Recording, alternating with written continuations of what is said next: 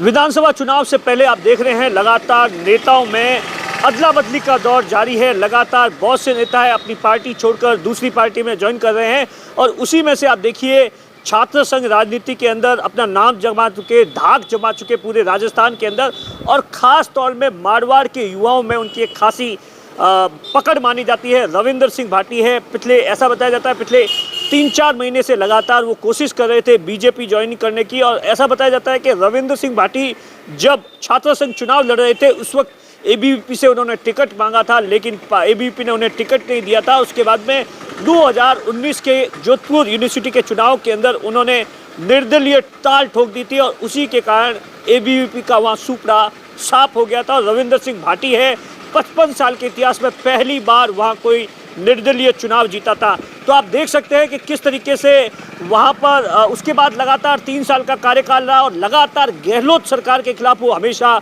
बड़ी युवाओं की ताकत और युवाओं की आवाज़ बनते रहे, चाहे वो कॉलेज के अंदर फीस माफ का मुद्दा हो या ज़मीन को लेकर मुद्दा हो। तमाम तरीके से सीधे तौर पर वैभव गहलोत से भी टक्कर लेते रहे तमाम चीज़ों को लेकर। और उसी बीच आप देखिए पिछले 1 साल भर से ऐसा बताया जाता है कि रविंद्र सिंह भाटी है जो कि शिव विधानसभा के रहने वाले हैं, वहाँ से लगातार कोशिश कर रहे थे टिकट को लेकर। अपनी यात्रा भी निकाली थी 1 महीना भर पहले ही।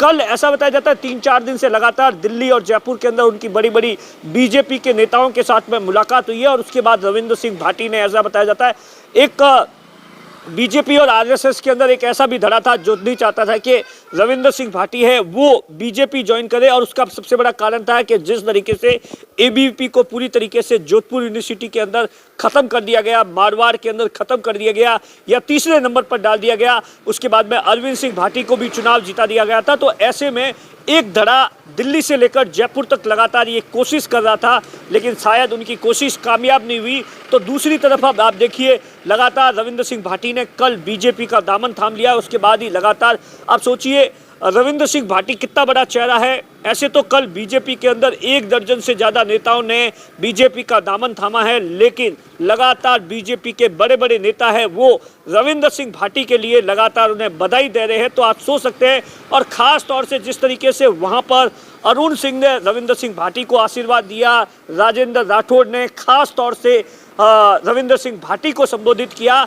ऐसे में अब कयास लगाए जा रहे हैं। रविंद्र सिंह भाटी से कल से मीडिया लगातार ये पूछ रहा है कि आप विधानसभा का चुनाव शिव विधानसभा से लड़ेंगे या नहीं लड़ेंगे, क्या बातचीत हुई है, बंद कमरे में क्या बातचीत हुई है, क्या आपकी किस बात की डील हुई है, इन तमाम चीज़ों को लेकर। लेकिन रविंद्र सिंह भाटी है अपने पत्ते खोलने को तैयार नहीं है। लेकिन हमारे सूत्र ये कह रहे हैं कि रविंद्र सिंह भाटी ने अपनी मंशा है पार्टी को सीधे तौर पर यही बताई है कि वो शिव से चुनाव लड़ना चाहते हैं। फिर पार्टी जो फैसला करेगी उसके साथ होंगे। हो सकता है कि रविंद्र सिंह भाटी को शिव की जगह मुख्यमंत्री अशोक गहलोत के सामने चुनाव लड़ाया जाए, क्योंकि ऐसा कहा जा रहा है कि मुख्यमंत्री अशोक गहलोत के सामने गजेंद्र सिंह शेखावत है वो चुनाव नहीं लड़ना चाहते हैं। तो ये तमाम तरीके के कयास हैं और हमारी पल पल की खबर रहेगी कि आखिर रविंद्र सिंह भाटी को लेकर बीजेपी क्या कुछ फैसला करती है और अंदर खाने क्या कुछ जानकारी है। दिनेश बोला, बाड़मेर, राजस्थान तक।